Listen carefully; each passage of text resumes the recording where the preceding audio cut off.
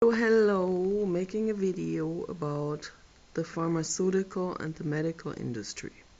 This is very important. I was talking to my husband Paul earlier downstairs about the situation. He always reads the bad news, the Google News. There's all kinds of different news outlets that are apparently that have a link in the Google News section, so anything from any kind of subject of interest all the way down. And he reads most of them. I don't read the news because I try to calm my brain down, but he does every day, and then he has to talk about it. It's okay, if I had just gotten up and started my day, then if I get a nervous breakdown because of one of those stories, then I have enough time until I go to bed to be sort of halfway recovered for my good night's sleep. So that's what I'm trying at least. But anyway, he sometimes the news is good. Like yesterday, the news was very good. Good to hear, once in a while something amazing happens, some Deus ex machina happens, or the robots being developed and growing and learning. It's absolutely excellent. And once in a while there is a very advanced soul on this planet who does some amazing things, and someone with amazing economic and sociologic expertise who knows how to steer things in the right direction and how to maneuver it. It's almost like the Rubik's Cube. I would not know how to maneuver something like this. Neither the Rubik's Cube nor a sociological situation. I sit in front of all of this very helplessly. And that's why I make videos, that's why I write blogs, that's why I write books. Because that is, my artwork. That comes straight from another level. Okay, my artwork is an emotional expression, an aesthetic expression, an expression that comes from the other realm. But in regards to helping, in regards to sitting down, pondering, helping, all I am basically bound to is making videos, talking, discussions, writing, and so on. That's all I can do. I am not a diplomat. I'm the opposite, pretty much. So I'm very delighted to hear when there is someone who is capable of really understanding group psychology on a massive scale, mass psychology, basically, one could call it, sociological psychology. And that's really the bottom line of politics, and that's being used for corruption, and in very rare occasions it is being used to make the world a better place, to trick us, so to speak, into a better world, because all people have to be tricked. Cookie, like I said in my other videos. They have to be tricked, or we have to use incentives, okay? Otherwise, it's not being done. It's the same with you want to trap a rat, you set a live cage, you put a cookie in it. So otherwise, the rat has no incentive to go into the cage. In 99% of the cases with humanity, people are lured into the wrong cage. Into a wrong mind cage, into a wrong religion cage, into a wrong belief of needing surgery, into all kinds of traps of mind, and who knows, even real traps, human trafficking starting to happen and all of this. And this leads me now to what I really wanted to talk about. Paul said that they started something like a blood transfusion thing. They did it on rats and it worked to make the rats younger, and now they did it on humans too. Blood transfusions, they have been doing this for a long time, for at least I would say 80 years or more, but somehow they figured out a way to take very young blood, or I don't know, and maybe they removed the host cell nucleus or something so that it would not get rejected by the person who receives the donor. So, but anyway, I don't know the details of it. He read that on the news and in the medical field. And so, but I'm worried about the sociological implications and extrapolations of this situation, because as you can imagine, we've had numerous horror films already in the past that dealt with this subject in Germany as well as in the United States. I watched a film called Coma that was done somewhere in the early 80s in the United States, a very horrific horror thriller about human trafficking in terms of humans being used as donor organs, as just as organ banks, so to speak, and humans being put in some kind of fifth basement under a hospital. I don't like hospitals in general, but this hospitals, that subject is really the theme of horror films, and it is a live horror. It is not just in fiction. Okay, this is actually happening. The horror is happening to animals in the field of research, hospitals, medical institutions, and so on. Research institution, laboratory, animal testing, and so on. And so now they're going to be using this leads to them also using humans, which is not worse. Okay, it is not worse at all. It's the horror is there, has been there for a very long time for the animals. Now for humans, it just adds another species. Humans are not more valuable.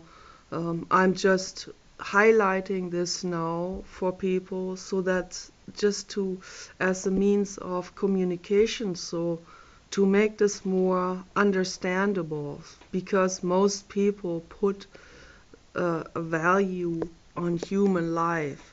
So I'm trying to lay this out for you the way it is.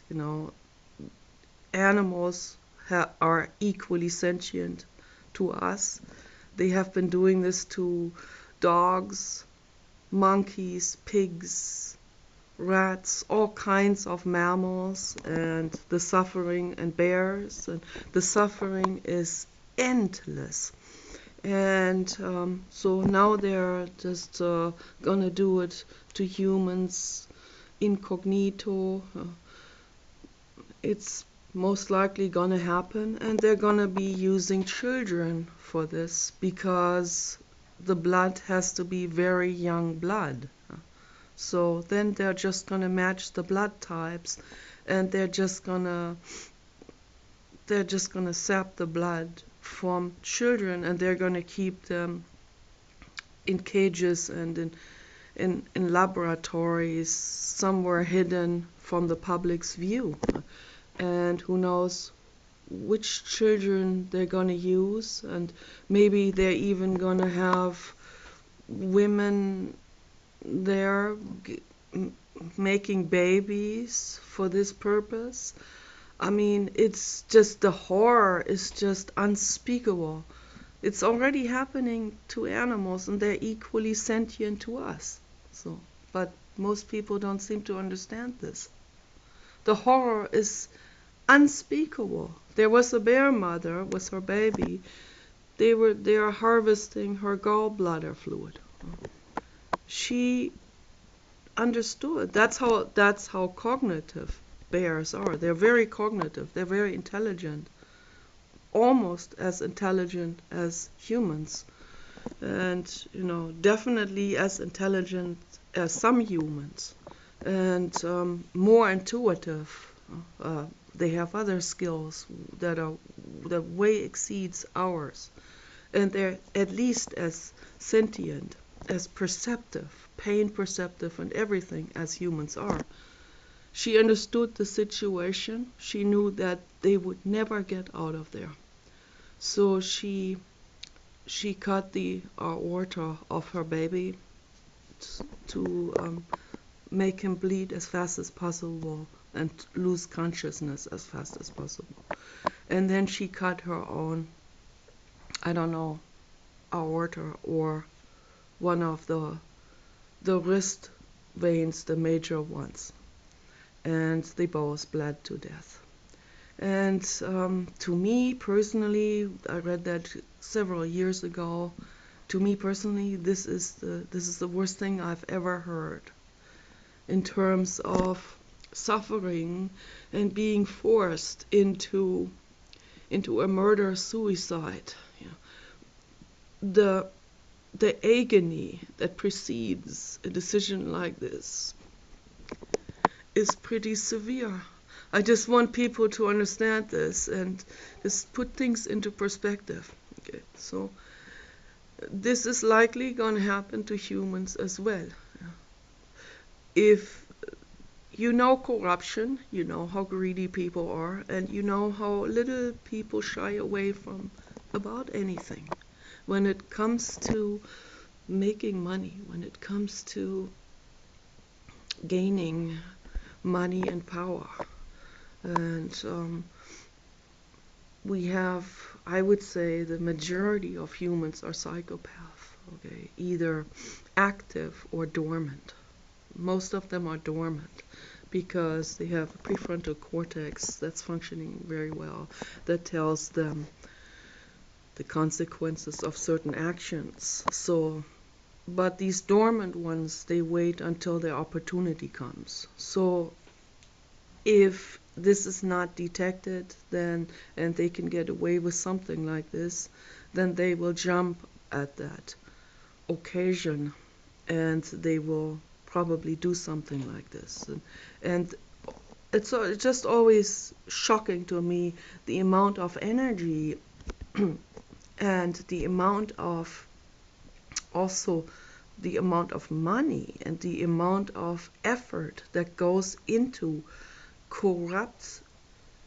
managing corruption, managing highly unethical corruption, and creating suffering and endless suffering. The amount of energy that flows into this. If they could just come to realization about the suffering, and that this is absolutely not, it's not just against the law. This is absolutely unacceptable, horrible terror and tyranny and torture and suffering and pain that they're inflicting on animals and also on humans around the world in third world countries. These things are already happening. I heard of things like this in India because of the poverty and what people will actually voluntarily do to their bodies just to get a little bit money, what they do to their children to get some money for the family, to get some bread on the table. They will sell their children into slave labor or into sex trafficking. So just want to put these things out there for people to know, because I know most people do not know about this. Most people, when they just hear some of it, they blend it out. They don't want to hear about it. It's too painful. I understand. But if we all look away, if we we act like, oh, positive thinking, or people duck into religion and say God works in mysterious ways. Well, their God is, first of all, just an idea that has nothing to do with the infinite universe. Okay? Every single one of us, unfortunately, is in charge of this thing called existence, and also group existence. We're here in a group. Even if you bury yourself or you become a hermit, you still live here with other living beings. You live here with other animals and humans. You can't avoid that. Okay? There are a lot of different animals here trying to also live just like you, and there are almost 8 billion humans on this planet. It is a huge amount. And it is pressing, it's becoming more and more urgent because of this number. And the number is growing in third world countries in particular. Japan and the original Germans are dying out. The refugees come in, they are replacing the ones that are dying out. And the people from all over the third world countries and Africa and the Middle East and India and South America and so on are multiplying because they don't know better. That's our instinct to do it, and they're also told that is good, because they family planning is prevented by religious institutions. That's why religion is so dangerous. Do you understand this? Do you understand the consequences of these things? We are in charge. Again, you are in charge of this world we live in. You can bury your head in the sand, and you can let Hitlers take over and do terrible things, or you can pay attention. That doesn't mean you have to overload your brain. I am working on this. I can tell you right now, there are ways to protect yourself, to protect your body and brain from stress overload. I'm my own guinea pig. I have been through all of this. I had panic attacks. I know what it's like to get too deep into and do too much of it at once. And the stories themselves are awful, yes, but they become more awful if we don't do anything, if we lean back, if we pull the wool over our eyes, like this here, or like a chador for the eyes. I don't see anything. Thus, it must all be good. No, it doesn't work that way, unfortunately. I wished it would. We're here on this planet. Some people say we're here for a reason. I'm not so sure about this. We're here because our parents had sex and didn't use birth control, obviously. So we're here, and we're since we have a somewhat cognitive brain, we have a responsibility. The animals do not have that responsibility. Most of them, I mean, the whales are a different story because they live in a different medium, but they have a bigger brain and they have higher intelligence and more cognitive function.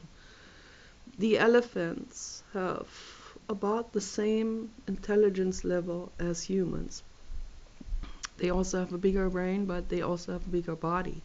So they have about the same body brain ratio as humans.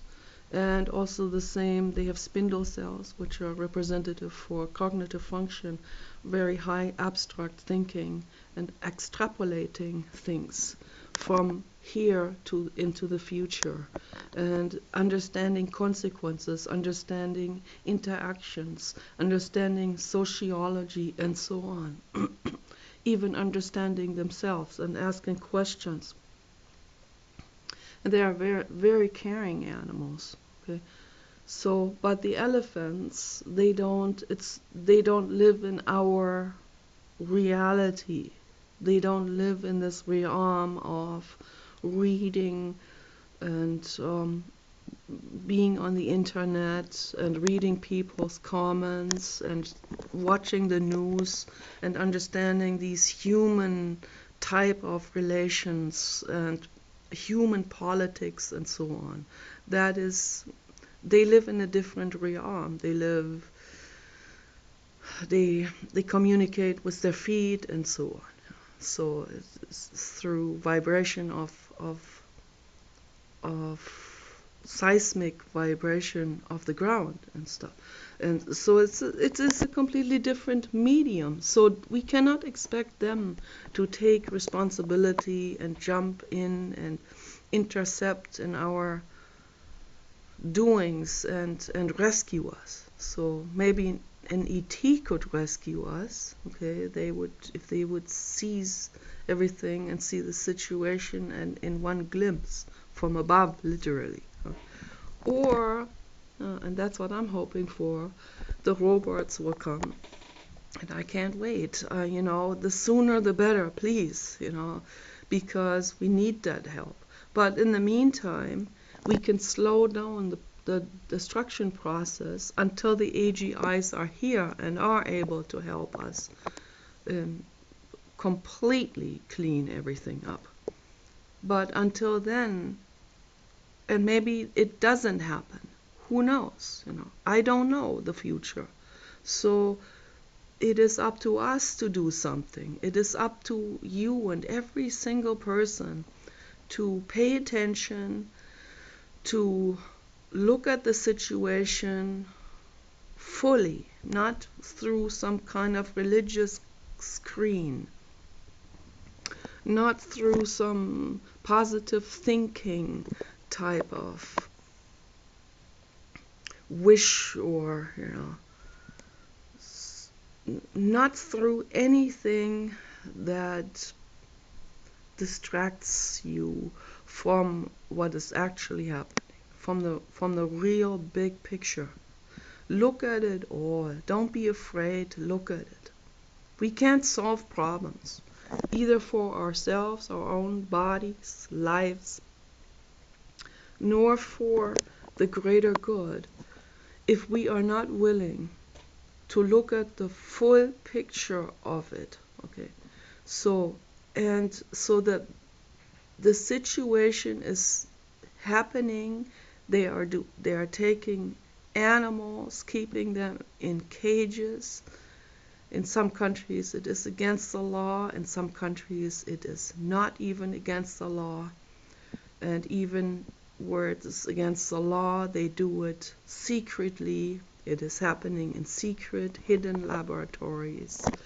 And now the risk is, I'm just putting these things into perspective. So because I know I'm bringing this up about humans, because I care equally much about all species. I don't want anyone to suffer. I cried so hard when I heard about that guy who was tortured in North Korea, and he came back to the US, but he died not long after he had come back. I cannot imagine the agony and the suffering that they have put this man through, just because of some ridiculous insult to them, to their pride. That's what ego is, is that Kim Jong-un. That's the epitome of what ego can cause. And I see him as a victim of the situation that he grew up in. I see him as a victim of his parents being in this and the coldness. And so he's thinking power is to him, power is completely replacing that love that he never got. The agony he feels inside of his brain must be so tremendous and so incredibly awful that he can completely split off from any kind of looking at things at the way everything really is. There's a living being, he's a stupid kid coming there to North Korea, doing some stealing their flag or something. And like I said in my other videos, some people, they just snap at the drop of a hat. That's the ego. That's schizophrenia to the fullest degree. That is the real insanity. And what they did to this man is beyond imagination. I cried for several days over this. I was absolutely devastated over this. And so I just wanted to bring this up because I don't want someone to tell me you don't care about humans. I care about all sentient beings. Humans are not more sentient than the animals, than the other mammals, and many other types of animals. It's very complex, okay? The life on this earth is very complicated, very complex. Get into biology and you will see it. People like to oversimplify things and categorize. You can't even categorize. It is too complex to categorize things, and it's too transient, and to draw a line from here to there. But one thing is for absolute certain is that the other mammals and many other groups and humans are equally sentient. That means they should have equal rights for protection. Habeas corpus, protection. That means protect your body. The body is your temple, needs to be protected. Okay? It needs to be protected also by the law, by the society, by the community, and by the government. You should have the right to protection, legal protection, protection from something like what the bear mother and her baby had to go through. They should have had the protection. They should not have to live or be living in fear of something like this to ever happen to them. They have the right to live in the forests. They have the right to live the way they want to live, in nature, connected to the earth. And every one of us should have that right. Most humans have disconnected themselves to the point where they don't see it anymore. They don't even see their own needs anymore. They don't see their own physical needs anymore, the real needs. They see the neurotic needs. So neurotic needs have taken over. People have split. Humanity has split in general. And it's very dangerous for me to see this. Every day I'm talking to Paul about it, I'm thinking about it, I'm writing about it. I even think about it when I sleep. It goes into my dreams. When I wake up at night, I wake up talking. I wake up formulating sentences even in some sort of weird conversation, like as if someone is asking me questions while I'm sleeping. And this goes into another subject. I read the books by Dolores Cannon. She talks about this. There are interlapping dimensions, and there are entities, and all of this does exist. There are energy interferences and so on, and there are entity energies that it's very complex, that are in need of help, and they do ask questions, okay? And I'm asked a lot of questions all the time. I just wished that people would actually ask me questions in their physical existence, in the here and now. That's what we're here for. Actually, this is sort of like this existence here is where the real learning is happening, not out there, not in the non-physical. That you don't learn in the non-physical. That's like being in orbit. That's like floating around. You don't even need to eat. You don't even need to think. You don't need to plan. You don't need to take care of anyone. Everyone is taken care of. Everything is good in the Orion Nebula, or in the beyond, or in the infinite. And that's not where the learning happens. The learning happens in the real physical existence, and it is up to us.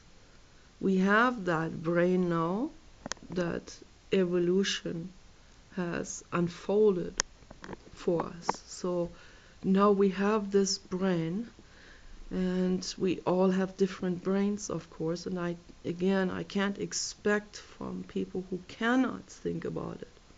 I cannot expect from them to wrap their minds around this and do their job and so on.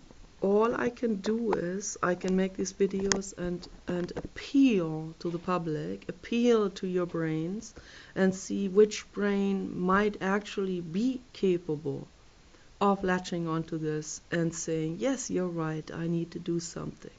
So, and I will do my very best to make something, to think about this, to petition, to write petition letters, to sign your petition, for example. It only takes 5 minutes, but most people can't even do that. Most people, I had to, there's a lot of people who are trying to be friends with me, trying to talk to me, and always like, oh, I need you, I miss you, I want to be friends. And I go, wait a minute, did you sign my petition? I'm not forcing anyone, but if they want to be friends with me, then if they want something from me as a friend, they should understand that I'm an animal rights activist, that I'm constantly thinking about these things, that I'm not there on Facebook to exchange pretty and little hearts and tacky roses and stuff like this. I don't have time for this. Okay, if you want to talk to me, if you want to be my friend, I'm sorry, but the friendship is food for thought. Okay, this is about brainstorming. This is not about small talk. This is about making the world a better place. I keep telling them, can you sign my petition? And they go, I'll sign it later.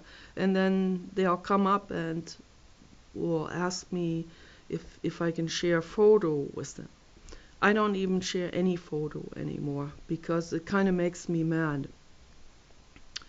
So I say, did you sign my petition? No, not yet. Or they'll avoid it, or they'll change the subject. At some point I block people because it doesn't, to me, this is not going anywhere. If they can at least write to me on Facebook. They can also sign that petition. If they cannot sign the petition, then we have nothing in common at all as friends. Okay, and some of them want more than that. And if I have nothing in common with someone, how can I possibly, right? How can I possibly like someone physically if they cannot even agree with me on the fundamental aspects of true love? If they cannot, if everything is just split off, if I'm being viewed as a piece of meat, if I am just it doesn't matter what blogs I write or what I talk about. They don't even understand it. Then they have this amazing nerve to come and talk to me like I'm some kind of chubby little baby or something, calling me baby. That's also so incredibly tacky, yeah, to call me baby who's trying to make the world a better place. So my battery is in need of being recharged. So anyway, I'll make another video about this later. I just want people to think about this, how important this is. Take care. Bye bye.